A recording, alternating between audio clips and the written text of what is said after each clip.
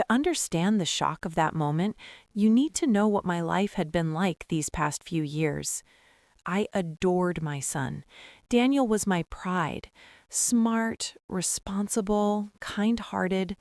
I raised him alone after my husband died, and though we struggled financially, we always had each other. When Daniel introduced Mara to me 3 years ago, I welcomed her warmly. She was beautiful, confident, and very outspoken. Daniel adored her, which meant I tried hard to accept her. But something about her always felt off. She didn't like me visiting without asking. She preferred space. She constantly hinted that Daniel and I were too close. And the more Daniel built a life with her, the more she pushed me aside. Still, I tried. I brought gifts, helped cook, babysat their son Liam whenever they needed, but Mara always kept me at arm's length. Then came her mother, Vivian, a wealthy, elegant woman who had always been openly dismissive of me. She never said anything cruel directly, but the raised eyebrow, the tight smile, "Oh, some people just don't know how to dress for occasions" remarks told me everything. Still, I endured. For Daniel. Until tonight. Back at the dinner table, after I switched the glasses, I forced myself to act normal. My hand shook as I placed my napkin on my lap. My eyes stayed fixed on my plate, but my thoughts were spiraling. What had Mara poured? Why would she do that? In front of both families? I kept glancing at Vivian, who was happily sipping the drink meant for me. Minutes passed, 10, 20, maybe 30, and nothing seemed off. No fainting, no dizziness, no sudden illness. Maybe I imagined it. Maybe it really was harmless. Or maybe the effect would come later. When dessert was served, Vivian's face turned unusually red. She began coughing, not violently, but repeatedly. Then she pressed her chest. Everyone turned to her. "Mom, are you okay?" Mara rushed over, panic in her voice. Vivian coughed again, harder, and reached for water. I feel strange," she gasped. My chest is tight." My stomach twisted. Daniel stood. "Should we call a doctor?" No, Vivian gasped. I just feel overheated. Maybe something I ate." She wobbled. "Mara!" screamed Mara. And that was it. The evening shattered into chaos. And I sat there silently, my mind spinning with dread and questions I wasn't ready to answer. The ambulance arrived quickly. Vivian was rushed to the hospital, with Mara and Daniel by her side. I offered to watch their son Liam while they dealt with the emergency. Inside the quiet living room, my thoughts grew louder. Was I wrong to switch glasses? Should I have confronted Mara immediately? Was this all my fault?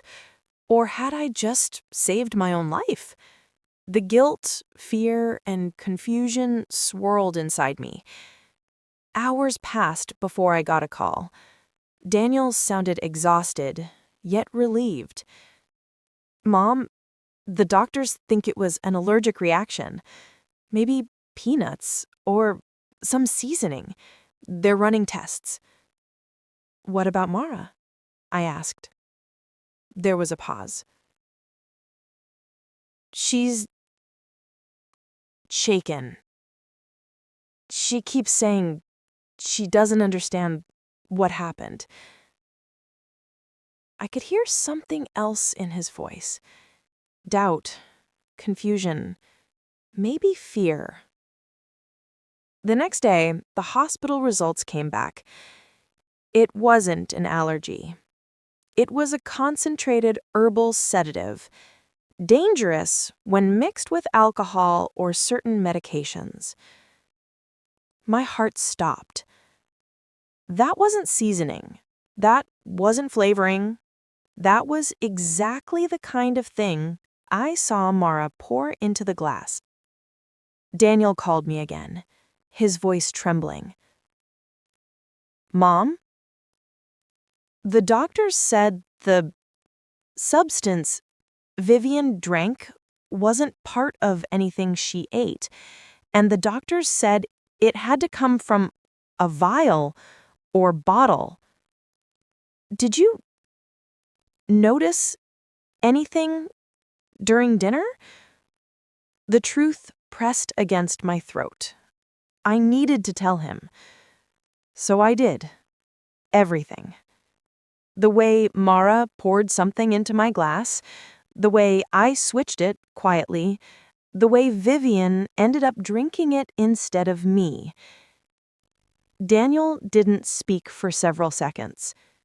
Then he whispered, "Mom, are you saying Mara tried to drug you?" The words hung in the air like a dark cloud. I didn't answer. I didn't have to. He already knew. 2 days later, we had a family meeting at Daniel's house. Mara sat stiffly on the couch, her eyes red from crying. Vivian, recovering, refused to attend but encouraged Mara to explain herself. Daniel stood between us. "Okay, Mara, tell us the truth. Mom saw you pour something into her drink. Vivian drank it instead. What was it?" Mara broke down immediately. "It wasn't poison. It wasn't meant to hurt anyone," she cried. I folded my arms. "Then what was it?" After several moments of sobbing, she finally spoke. "It was a relaxant, a mild sedative. My mom uses it when she gets anxious at events, and I thought you needed it more." I stared at her, horrified. "You drugged me because you thought I needed to relax?" She nodded miserably. "You always look tense. You judge me. You judge my cooking. You judge the way I raise Liam. You make me nervous, and I thought if you were calmer, maybe we could get along better." My mouth fell open. Daniel's face turned red with anger. "So your plan was to secretly sedate my mother so she would be easier for you to handle?" Mara sniffled. "I just wanted peace. I didn't think it was dangerous. I only meant a few drops. I didn't know Mom would drink it." Her explanation was absurd, naive, dangerous, but she didn't sound malicious, just desperate and foolish. Still, the damage was done. Daniel shook his head in disbelief. "You could have killed your mother. You could have hurt my mom. What were you thinking?"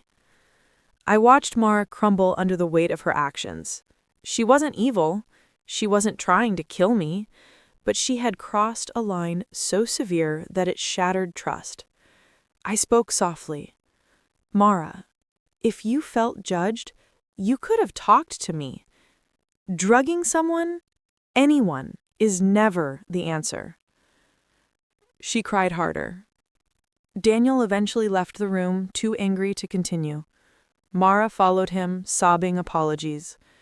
I sat alone, exhausted, heartbroken, unsure what the future would look like for any of us. Vivian recovered completely, though she refused to speak to me. She believed I humiliated Mara by exposing the truth. I didn't blame her for choosing her daughter's side, but it still hurt. Daniel spent those weeks torn between supporting his wife and protecting me. He was angry at Mara, but didn't want to end his marriage over her foolish mistake. Eventually, they started counseling, both marriage counseling and individual therapy for Mara, who admitted she had deep insecurity issues and anxiety around me. One afternoon, Mara came to my home alone. She stood at my door holding a small plant, a peace lily. "I wanted to apologize properly," she said, her voice trembling. I know what I did was terrible. I understand now why you'd never trust me again. But I want to earn that trust, even if it takes years." Her sincerity surprised me. I invited her in. We talked for 2 hours. She opened up about her childhood, her fears, her pressure to be perfect. I shared my shortcomings too, how I sometimes acted critical without meaning to. Was everything forgiven instantly? No. Trust takes time. But we began again, slowly, carefully. Months later, during Liam's birthday party, Mara hugged me genuinely for the first time. "I'm glad you switched the glasses," she whispered. "I'm glad you're still here." I smiled. "So am I." In the end, the family didn't break apart. It grew stronger. All because of one moment I wasn't supposed to see, one wrong decision, and one choice to protect my own life. Life has a strange way of turning chaos into clarity, and sometimes switching a glass can change everything. Those were the exact words echoing inside my mind as I sat frozen at the dinner table that evening. The warm glow of candles, the gentle clinking of cutlery, and the soft chatter of guests should have made the atmosphere comforting, but my heart thudded hard in my chest, heavy with suspicion and fear. My name is Lydia, a 62-year-old retired school principal, and I considered myself a woman who didn't get rattled easily. Life had thrown enough at me already: my husband's early passing, raising my son alone, battling illnesses, navigating financial struggles. But never, not once, did I expect to face something like this within my own family. We were celebrating my son Daniel's wedding anniversary, just a small gathering in their home. My daughter-in-law, Mara, had been overly sweet all day, almost unsettlingly sweet. She kept hovering around me, filling my plate, insisting I sit, relax, enjoy myself. I brushed it off as hospitality. Until it happened. I went to adjust my napkin and accidentally dropped it. As I bent to pick it up, my eyes lifted just enough to see Mara leaning over my glass, holding a small vial, her fingers trembling slightly. She glanced around, then carefully tipped it, letting a few drops fall into my drink. My breath lodged in my throat. She didn't see me watching. My ears rang, my mind spun. What was she pouring? What was happening? Why? I straightened slowly, my hands cold, my body stiff. I told myself maybe it was some flavoring, maybe a supplement, maybe something harmless. But deep down, something whispered, "No, this is not right." Just then, Mara's mother, Vivian, returned from the bathroom and sat down beside me. My heartbeat raced. Before panic could take over, instinct kicked in. I quietly reached for my glass and switched it with Vivian's. She didn't notice. No one noticed. But I did. And from that moment on,